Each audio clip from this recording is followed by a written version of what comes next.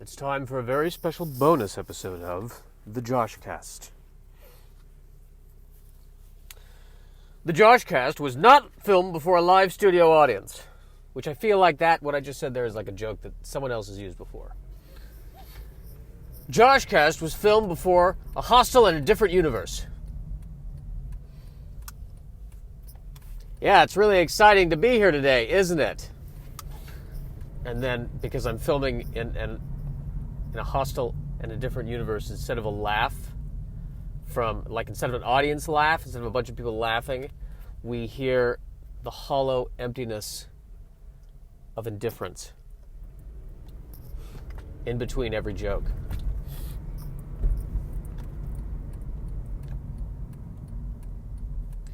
I'll let you think about that for a second. Guy's wearing a baseball cap in a weird way. The cap is forward, but a little tilted. Kind of looks like, kind of reminds me a little bit of Elroy from the Jetsons. Remember Elroy? Remember the Jetsons? Do you remember love? I remember the Jetsons. I remember that optimistic view of the future that we seem to be moving farther and farther away from with every passing day. Elroy, the boy genius.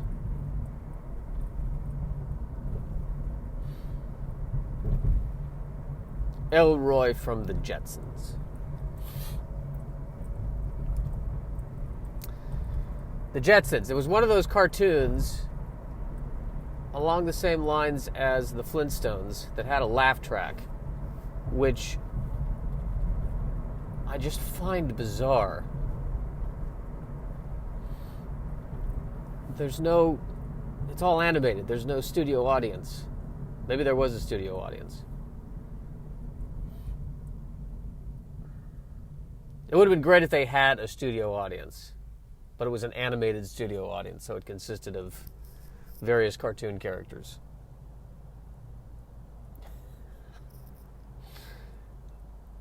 I don't know why they're there.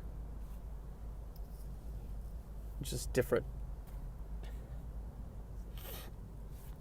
Honey, do you want to go see a taping of the Jetsons? We can bring Tom and Jerry. They're interested. I'd rather not do that. How come? Why don't you want to watch the Jetsons? It's a live taping. It's free. I have free tickets to see the Jetsons. I'm not into... I don't want to be in an audience. Don't they pay for that? They should pay the audience to do that. It's a privilege to see the Jetsons. Why would I do that when I can watch it on TV? Honey, Tom and Jerry and I have been planning this for months. We would really like it if you came. It would really be a nice experience. So Tom and Jerry are just going to sit there quietly and watch the Jetsons and be cool and not start chasing each other. Both Tom and Jerry separately have promised me they're going to behave themselves. How? They don't talk. Well, I asked, are you going to behave yourself? And they nodded their head in the affirmative. I don't believe that. That's not, screw me once, shame on you. Screw me twice, shame on me. Remember when we took Tom and Jerry to see Phantom of the Opera? Remember what happened? They started chasing each other right in the middle of that scene in Phantom of the Opera where somebody is standing on the stage singing a depressing song. So I don't exactly remember where in the Phantom of the Opera they did that, because that's kind of the whole musical. But do you remember that? Honey, I don't want to fight with you, okay? Tom and Jerry and I go way back.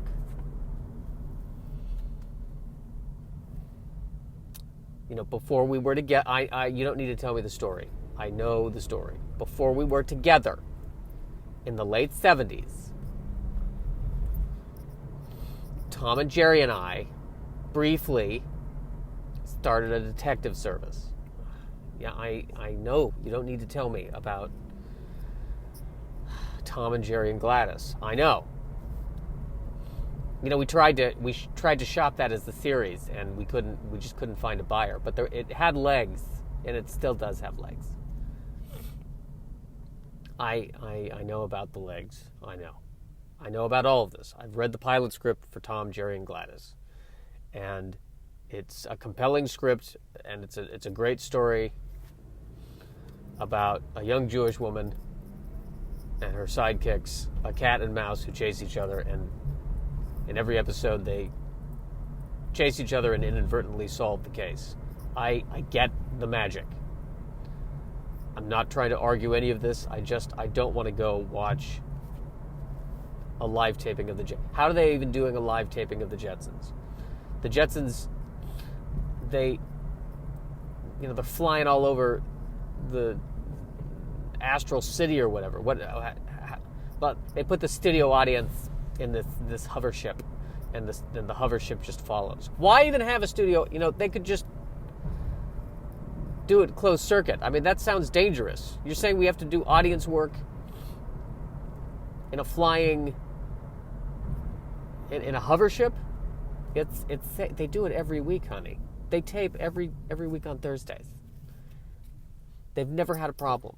They've done episodes in deep space with the hover ship right next to the Jetsons, and there's never been a problem.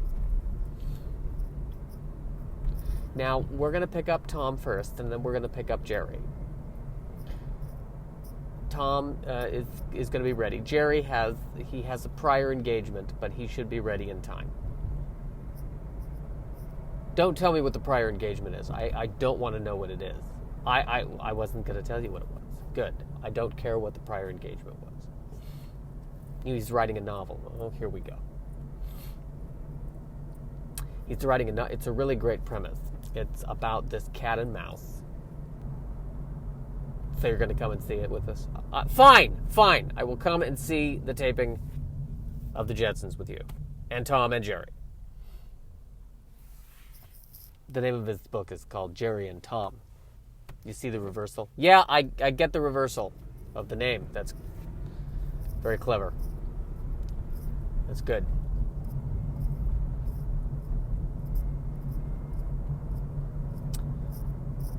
Well, that was a long scene that just kind of went nowhere. But I enjoyed it. I had fun. I had fun with that scene.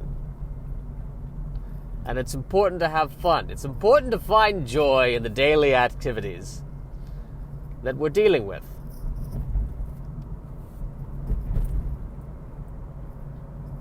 As we live in this world of Mad Max.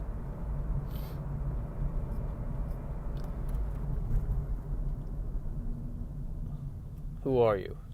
I'm Mad Max. And who's this? That's my life coach. John Andrews, life coach. Nice to meet you. How are you doing today? I'm shaking your hand. I'm making eye contact so that we can make a connection. John Andrews, life coach. I've been working with Max now. Now, everyone calls him Mad Max. I call him Motivated Max. But I've been working with Motivated Max now for several months, and we've really turned things around. For instance, he was depressed about the end of civilization, and I said, listen, don't look at it as the end of a civilization. Look at it as the beginning of a really long drive through the desert. It's a road trip. And you never know who you might run into on this road trip. People who want to murder you, attractive people who want to murder you, unattractive people who want to murder you, lemurs that want to murder you. It's a world that's full of surprises. I'm going to give you my card right now as I continue making eye contact with you. This is my card. You can call me 7 nights a week. Now, granted, there are no phones. But I don't think that can stop you. If you're truly motivated to get yourself a life coach. You'll find a way to get in touch with me. And then you and I can work on it. We can start by mapping out exactly what your life plan is. And then we can figure out the action steps that are needed to get that life plan on its feet.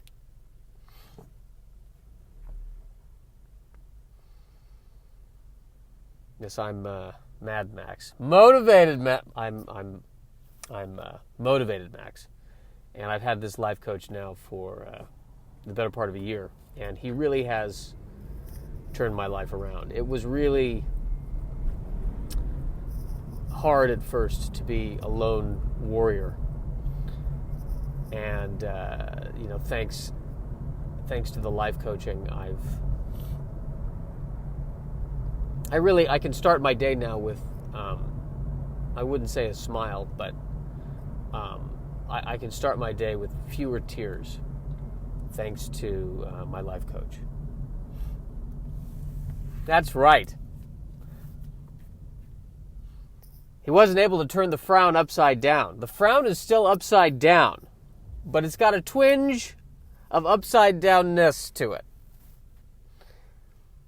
And that illustrates one of the talking points in my new book, which is entitled, "Just because it's the end of the world, that doesn't mean it needs to be the end of your life." It's a long title, but right now there aren't any editors, so I can really do whatever I want when I self-publish this book.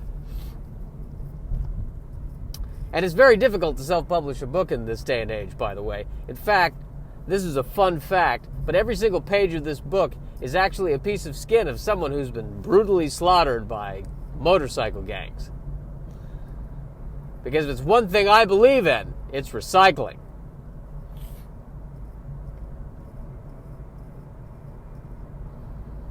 So, Mad Max has a life coach. Sir, he's calling himself Motivated Max now.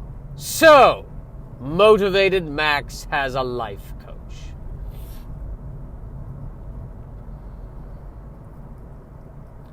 When we're through with him, all he'll have is a death coach!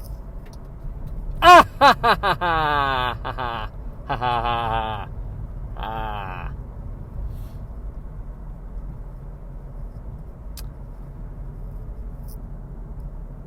I think we've played that scene out, haven't we? I think that's the end of that right there. Well, I've been in a silly mood, haven't I? Leonard's Locksmith. I'm driving by a place that's called Leonard's Locksmith. What a great name for a business. Leonard's Locksmith. I've shown you the secret of building locks. I've given you thousands of years of education. All the locksmiths through all time live within you now. Henceforth go and start your own shop. Tell me, what shall you call this locksmith shop? Oh, I was thinking of calling it Leonard Locksmith, because I'm Leonard, and I'm a locksmith. I was hoping you were going to call it something more dramatic. Like the Locksmith of Death. That seems a bit much. You know, I'm Leonard.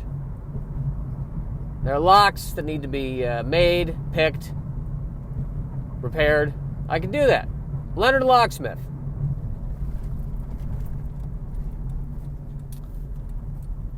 Could it even be just a little dramatic, you know? Leonard the Mighty Locksmith? Yeah, it's gonna be extra words on the awning, and yeah, I'm not feeling that. I think we'll just do Leonard Locksmith. That's good. That's good. I'm good with that. All right, so be it.